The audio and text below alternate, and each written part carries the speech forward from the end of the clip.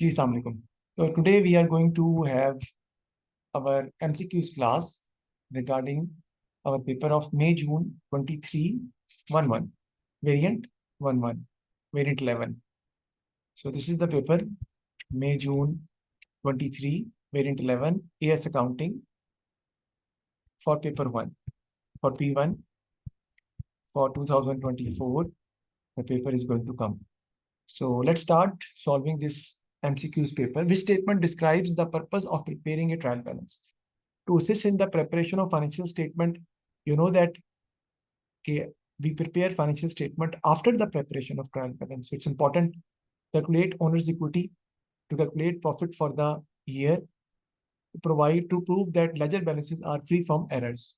So the answer is A, because trial balance is prepared to check the arithmetic accuracy of ledger balances.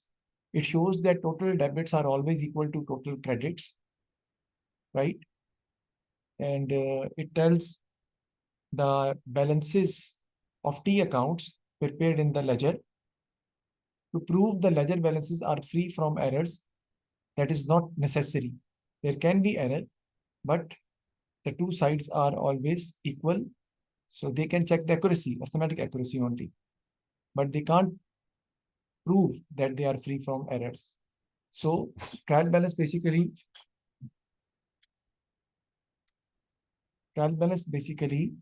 what it tells, it assists in the preparation of financial statement. Its purpose is not to calculate owner's equity. Its purpose is not to calculate profit also. So second is going to be the PHIL purchased new premises and made the following payments. Premises 60,000, legal fee relating to purchase, that is a part of premises. So that will be added. Insurance for the financial year is an expense that won't come. So 62,000 is going to be our asset. When recording the purchase of the premises, the legal fee and insurance were both treated incorrectly. So when we have recorded the purchase of the premises, the legal fee and the insurance were both treated incorrectly. It means that we have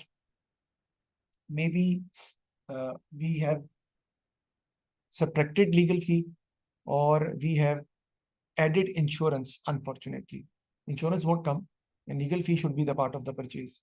So PHIL's accounting policy is not to charge depreciation on non-current asset in the year of purchase. PHIL policy is not to charge depreciation on non-current in the year of purchase. जिस साल आपने purchase किया है, you will not calculate depreciation on that year. So when recording the purchase of the premises, so legal fee and insurance were both treated incorrectly. What was the effect of the errors on the profit for the year? So what is the effect of the errors on the profit for the year?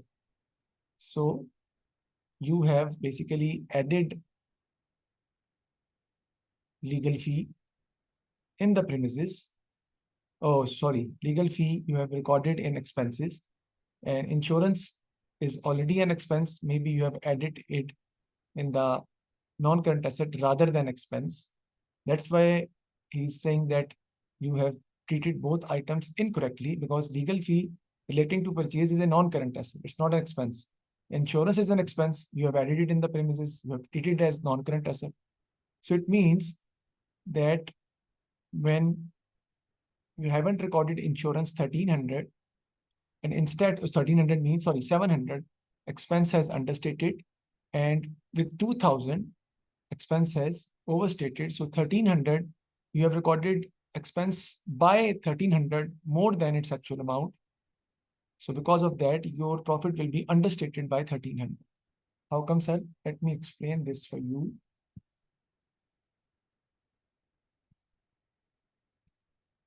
If you just look at this, 62,700, there's two things are important. So you need to record expense of 700, but instead of recording expense of 700, you have recorded expense of 2000. So it means that expenses are recorded more by 1300, which will decrease profit by 1300. So 1300 understated is going to be the profit. Profit जो है, that will show 1300 understated. The delivery cost of a machine purchased for business use had been included in carriage inward. So delivery cost of a machine purchased is a non-current asset. We have recorded it as carriage inward as an expense. What is the effect on the profit for the year on total assets? Profit for the year will be understated and total assets will also be understated. So D is going to be the answer because you have recorded carriage cost as an expense, which is not expense. So that will be subtracted. And other thing is going to be the total assets because delivery cost is a part of machine. So we have not recorded that. So total assets will also be understated. So this is how we will do that MCQs. I hope you got it. It's not that difficult at all. Next, if you just look at the fourth MCQs, which factors are considered when choosing the most appropriate method of calculating depreciation? The benefit received over the year by using the non-current asset. The non-current asset has a clearly defined life. The replacement cost of the non-current asset. So 1 and 2 only, because we have nothing to do with the replacement cost. We are only concerned with the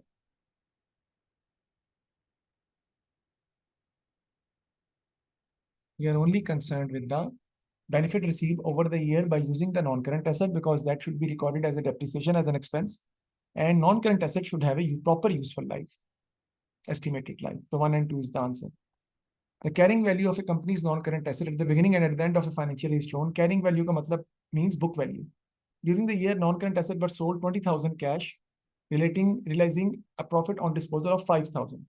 So it means that the book value of the asset was 15,000. The book value of asset sold was 15,000 and you have sold it for 20,000. That's why we are having a profit of 5,000. So 1 lakh depreciation charge for the year is 8,000. What was the expenditure on non-current assets? So I have to calculate non-current asset account through net book value method in order to find that. You can do that even by calculating, but I believe that it's a better way to go for the complete calculation. So that would be more easy and more understandable for the students. So the brought down, you can say that net book value method or revaluation method, you may say, brought down and carried down is given. That is 1,80,000. Here we are going to write it with the bank or purchase, you may say, which is not known. Here we will write the disposal net book value, which is 15,000.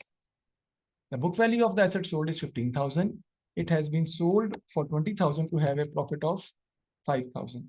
Depreciation charge for the year is 8,000. So 80 plus 15 is 95. 95 plus 8 is 103. So the asset purchase we have purchased for bank is 3,000. So A is going to be the answer that we have purchased, which is the balancing figure that we have purchased a non-current asset of 3,000 in the current year, which was not known to us, but we have now calculated it, right? Chalo, आगे चलते हैं. Why would a bookkeeper make use of verification procedures? To assist in the location of errors, to check the accounting policies have been applied consistently, to ensure that all transactions have been recorded, to identify debts that have become irrecoverable. So bad debts, to identify debts that have become irrecoverable, it has nothing to do with the verification procedure. To check the accounting policies have been applied consistently, that is the B is the answer for the 6 MCQs. Okay, why is the bookkeeper make use of verification procedures to assist in the location of errors? No. To check the accounting policies have been applied consistently. That we have applied the accounting policies consistently, we need to go for the verification procedure.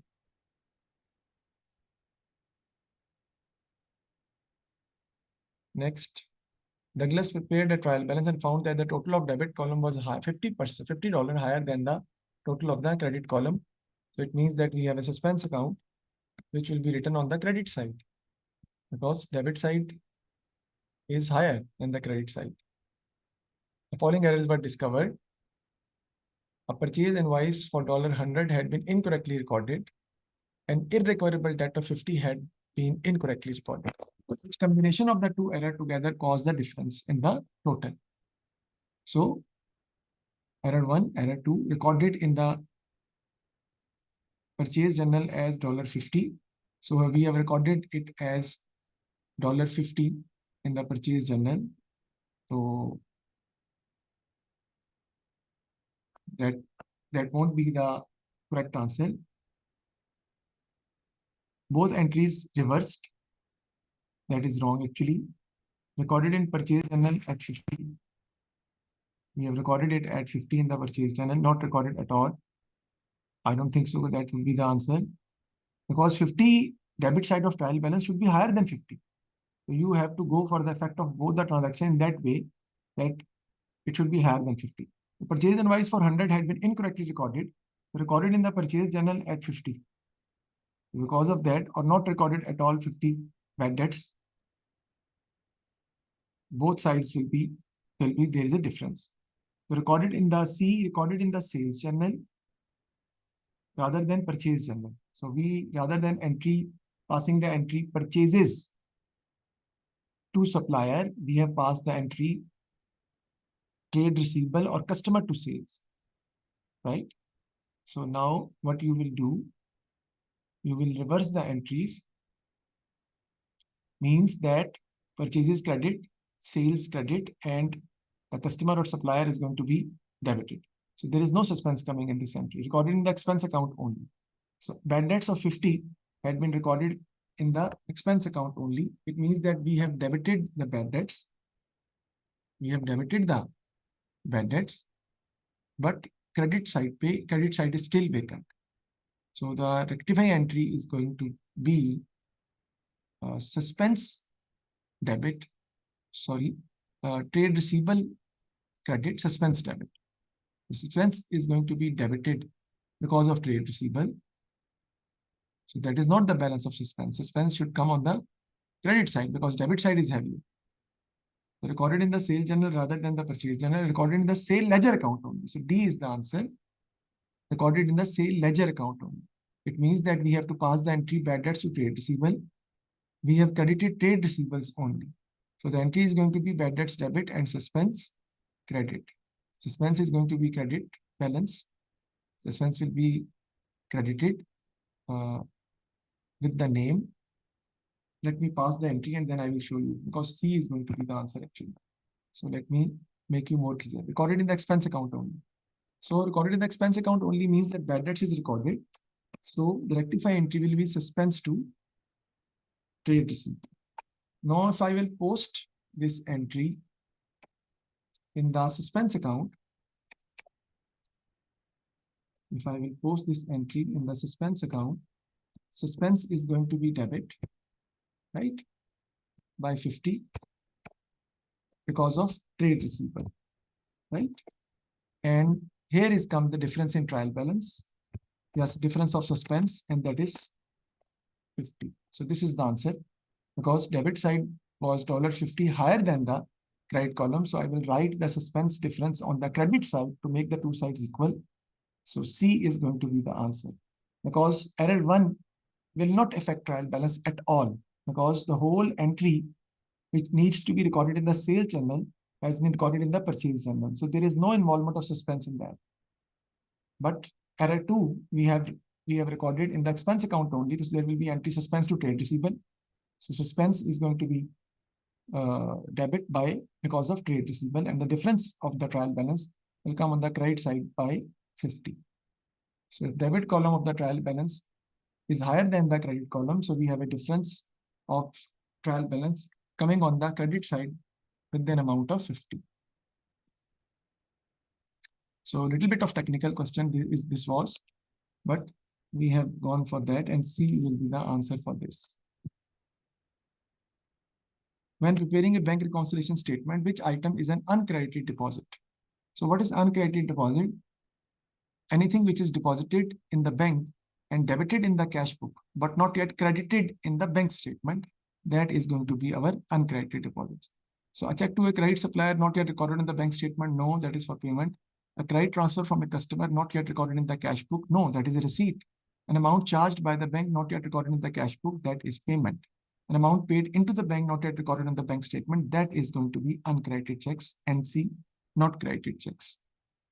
That check has been or amount has been paid into the bank, but it is not yet credited in the bank statement or not yet recorded in the bank statement, one and the same thing.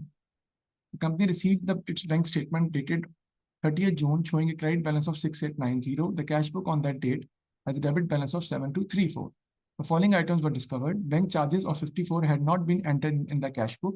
So when you will prepare the cash book, bank charges will come on the payment side, the credit side. So we have a debit balance of cash book, it will be subtracted. Deposit made to the bank 490 had not been shown on the bank statement. So that would be uncredited checks. It has nothing to do with cash book. It is clearly recorded in the bank statement, bank reconciliation statement, and we will add it in the bank statement balance, which is credit balance of 6890. Suppliers had not banked checks for 200. Suppliers had not banked checks of 200. So we have issued the checks to supplier, but bank hasn't made the payment yet. So this is also recorded in the bank reconciliation statement because it is the mistake done by bank, second and third. Which figure should be used for bank in the statement of financial position? Always remember that the closing balance of the cash book, closing balance of the updated cash book, closing balance of the corrected cash book will come in the statement of financial position or balance sheet. So 7234 minus 50 minus 54, you will get the answer. So let me calculate it for you. 7234 minus 50, 7184 is going to be the answer, which is not here currently. Let me check it again. Maybe I have gone wrong with the calculation. 7234, sorry. 7180 is going to be the answer. D is the answer. That's done. Where is discount allowed recorded? Very easy. Discount allowed is an expense. It is recorded on the debit side of cash book. Discount allowed account, maybe it will come on the debit side, and sale ledger control account, it will come on the credit side. Because the entry for discount allowed is discount allowed debit and trade receivable credit. So trade receivable is going to be credit because of discount allowed. So on the cash book, it is come on the debit side because discount allowed column will be on the debit side. Discount allowed account is going to be debited and sale ledger control account is going to be credited. So C is going to be the answer for that. The closing balance on a sale ledger control account was 10150. It was then discovered a sales invoice for 270 had been correctly entered in the sale journal, but posted to the customer's account as 200. It is the error which is going to be affected in the sale ledger rather than to the control account, because it has been correctly entered in the sale journal. So it is entered correctly in the books of prime entry. It means control account is already correct. Individual account, there is a problem in the individual trade receivable account. Goods returned by credit customer for 90 had not been entered in the sales return journal. So goods return have been made, means that sales return, but we have not recorded in the sales return journal. This is the error of omission. It will come on both sides. It means it will come also on the sale ledger control account. It will also come on the individual trade receivable account, will also be affected. So because it's a sales return, trade receivable is going to be credited. So we will subtract 90 from 10150. So the answer is going to be 10. What was the total of the individual sale ledger balance before the correction of these errors? Okay. So do you need to find the corrected balance first, and then you have to go reverse. What does that I mean? I'm explaining to you. First of all, 10150, right? Minus 90. 10060. 10150 minus 90. 10060 is the corrected balance. Plus 90. Sometimes it happens with the things. So how we are going to do that? Let's do it again. So 10150 minus 90, we will get 10060. This is the corrected sale ledger control account balance, and this is the corrected sales ledger balance. So he wants us to find the sales ledger balance before correction. Individual sale ledger balance before the correction. So let's see, let's do it. That the corrected balance, corrected sale ledger balance is 10060. And balance before correction, I don't know. Before correction, I don't know. So now a sales invoice of 270 posted to the customer account as 200. So we have to add sales undercast, because we have recorded customer account has been undercasted by 70, because you have recorded 70 less for the credit sales. And again, the goods return, sales return will not be recorded, so that will be subtracted from both sides. That is going to be 90, which is written as a negative sign. So the answer will be 10060. Now I will go reverse. In 10060, 90 has been subtracted. I will add 90, and 70 has been added, so I will subtract 70. So 10080 is going to be the answer of individual sale ledger balance before correction. So here 10080. So B is going to be the answer. Yes, that is little technical, but if you just apply yourself properly, you will get the answer. What I have done, first I have corrected the sale ledger control account, because there is only one mistake which has been done in sale ledger control account, that is for sales return. Sales return has been done, which is not recorded. So the entry is sales return debit and trade receivable credit. Trade receivable credit means trade receivables are decreasing.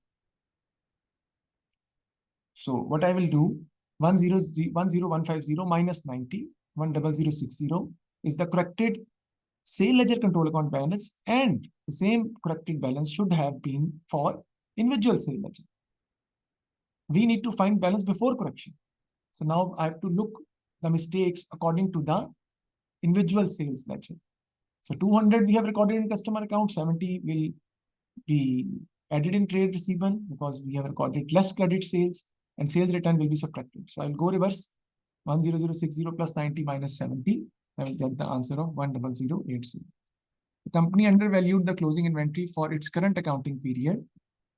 How did this affect gross profit? So undervalue closing inventory. When you record the closing inventory less than its actual amount, the value of the closing inventory will decrease, and cost of sale will increase, and gross profit will decrease. The current period, the gross profit will be understated, right? And the same closing inventory will become the opening inventory of the next year. Because of that, what will happen? That cost of sale will increase and profit GP will decrease. But having said this, you need to find out that the previous year, so the answer will be B, understated and overstated, because the same closing inventory will become the opening inventory of the next year. So how does this affect gross profit? We have already calculated. But if you just see that understated current period GP, if you understate the current period gross profit, profit will also be understated. And because of that, capital will also be understated. So you have to see the effect on capital also. Sometimes the examiner asks us to make an effect on the capital also. What is the effect of this on the capital also? Then the answers will have a different outcome. So closing inventory for its current accounting period. How does this affect gross profit? Current period we have discussed. And for the following period, because the same closing inventory will become the opening inventory of the next year. And because of that, the cost of sale will reduce and gross profit will be overstated. So B is the answer. Draft financial statements for a business showed a profit for the year 62,000. The following errors were discovered. What was the corrected profit for the year? So accrued loan interest had not been accounted for. I will go for the entries rather than I will mix up myself. I will pass the entries and then I will go for the correction. So accrued loan interest payable had not been accounted for. So I will debit loan interest as an expense, and accrued loan interest will be our liability. So it will be credited as a liability, front liability, whatever. Spelling galat ho gaye, no problem. Okay. Next, allowance for irrecoverable debts have been overstated by 4,800. You have recorded allowance for doubtful debts overstated by 4,800. So you have to decrease the allowance for doubtful debts. So what you will do, provision for doubtful debts is going to be debited and statement of profit and loss is going to be credited by 4,800. Why, sir? Because we are reducing the provision. We are not increasing the provision. We are reducing the provision because we have overstated the allowance for doubtful debts. We are going for the correction of these entries. And if they have not been passed, we need to record these entries. Third is depreciation was found to be understated by 7,500. So the entry is depreciation, profit and loss account, statement of profit and loss debit, and provision for depreciation is going to be credit. So always try to go for the proper entries when you are going for rectification of error. Sometimes it creates problem otherwise. Prepaid rent expense has not been recorded. So prepaid rent as an asset is going to be debit and rent expense will be credited because prepaid rent means it is not our expense. I'm going to pass the entries. It's an asset. It's not our expense. So we will subtract it from our expenses. The expense will reduce actually. Now let's go for the correction of the profit. Profit is 62,000. First entry, is there any income statement account or expense or income account? Yes, loan interest. It is debited. Profit will reduce by 3,900. So 62,000 minus 3,900. Provision for doubtful debts has been reduced. So it will increase profit. Profit and loss account is credited by 4,800. So 4,800 will be added. 62,000 minus 3,900 plus 4,800. Then depreciation minus 7,500.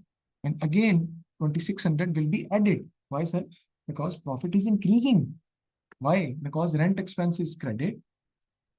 So if income statement account is credited, it will increase profit because expense is decreasing. So decrease in expense means that profit is going to be increased by that amount. So 62,000 minus 3,900 plus 4,800, then minus 7,500 and plus 2,600. So 58,000 is going to be the answer. So C is the answer. 58,000 is going to be the answer for this question. 58,000. It's better that you will pass all the entries, then you will be able to apprehend that. Otherwise, definitely it will create problem. Won't be easy. Joe is a sole trader. Which statement relating to his business are not correct? Joe can receive a bank loan for the business. Yes. Joe's drawing are transferred to his capital account. Yes. Joe's personal expenses are included in his statement of profit and loss. No. So 3 only is going to be the answer. So the answer is D. Because personal expenses is treated as drawings. It is not an expense for the business. And that is according to business entity concept, which states that business and owner are separate. The owner of a business does not keep a full accounting records. The following information is available about assets and liabilities, current year period and previous year period. All purchases and sales are on credit. During the year, the business received 168,000 from customer after allowing them a discount of 3,400. The business paid 74,000 to supplier for inventory. No discounts were received. And the owner took inventory of 3,200 for personal use.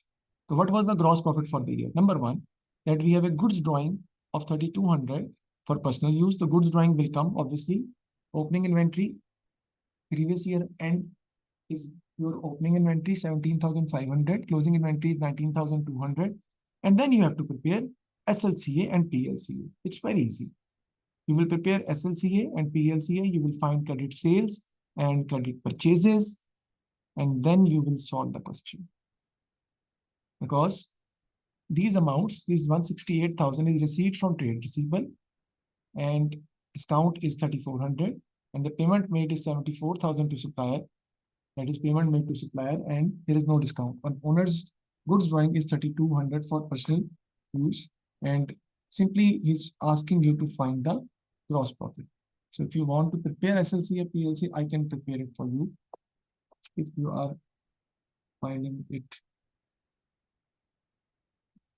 a problem in that, so let's make it SLCA and PLCA. So the trade receivable is 22,400. Brought down, carried down is 31,200 because that is current period, current year end. Receipt from trade receivable will come over here, 168,000. And then the discount allowed, which also come on the credit side, 3,400. You will find the sales. You may write it credit sales, but this is the total sales, because in the absence of cash sales, we will take it as credit sales. So brought down of trade payable is 16,600. Here 14,300. Payment to trade payable is 74,000. And the difference is going to be the credit purchases, which you need to prepare the income statement. Now you will start sales over here after finding less cost of sales, opening inventory 17,500. Add purchases from here from PLCA, less closing inventory. No, from purchases you have to subtract goods drawing first, 3,200, and then you will subtract closing inventory. You will get the answer of cost of sales, and then you can find gross profit easily. Any problem? I think so. It will. You are able to handle it now easily, because the other part of the story is quite easy. A partnership agreement includes the following provisions: interest on capital and interest on drawing, interest on partner's loan. Which provision will result in entries in the partnership appropriation account? Very simple. Which are the transactions which will be included in the partnership appropriation account? So that is 2, 1 and 2. Interest on loan won't come. It is an expense. So B is going to be the answer. The partnership agreement of X and Y stated that interest on capital should be calculated at the rate of 10% per annum. At the beginning of the year 1, on 1st January, the balance on X accounts were capital 50,000, current account 2,000 debit. On X July, X contributed additional capital of 20,000. On 31st December, the balance on the X current account were 20,500 credit. He has made no drawings. ये उसने question में, what was his X share of the residual profit for the year? So what you used to do, said at the beginning of the year, the balance on the X account were capital 50,000. So the interest on capital is 550,000 of 10%. 10% of 50,000, 5,000. Current account is 2,000 debit. 1st July, X contributed additional capital. You have to calculate interest again for 6 months, 20,000 at the rate of 10%, 2,000 into 6 over 12. Because from July to December, 20,000 has been introduced more into the business, right? So that would be added in interest on capital. So interest on capital will be 6,000. And the closing balance of the current account is also given 20,500 credit. The carried down will come on the debit side. No drawings. The difference will be taken as share of profit. Let me calculate it for you, because we will end our lecture here. Next class, we will complete this. We will complete this paper first. So, current account, I will prepare for you. So the balance on the current account at the start is given 2,000 debit, and the closing balance of the current account is 20,500 credit. So it will be written over here.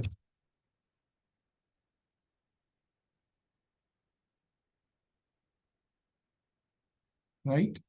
Then interest on capital will come. There is no salary. There is no interest on drawing. Interest on capital, as discussed, is 6,000. And the share of profit will be there because there is no drawings also.